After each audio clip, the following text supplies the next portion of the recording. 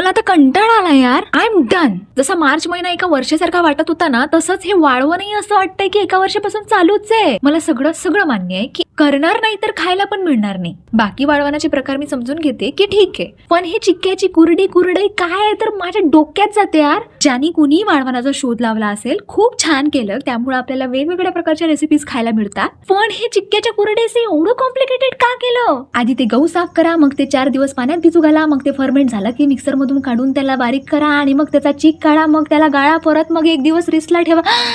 बाई माझा श्वास थांबलाय पण ही प्रोसेस नाही थांबली आहे. आणि त्या चिकाचा एवढा घाण वास येतो की नाकातले केस जडून तोंडातून खाल्लेलं अन्न बाहेर पडतं. हे झालं की मग तो चिक शिजवायचा. ते शिजवताना जी काही ताकद लागते ना, मला असं वाटतं की एका दिवसातच ते काय तर बायसेप ट्रायसेप कॉन्सेप्ट सगळं काही येऊन जातं. हे एवढ्यावरच थांबत नाही की त्यातही ते वेगवेगळे कलर. कोणाला चुलवते यार एवढी असलं काही इन्व्हेंट करायची. जाऊ दे आता, नशिबी आली थट्टा, तिथे कोणाचाही ना चाले सट्टा. येते मी. बाय.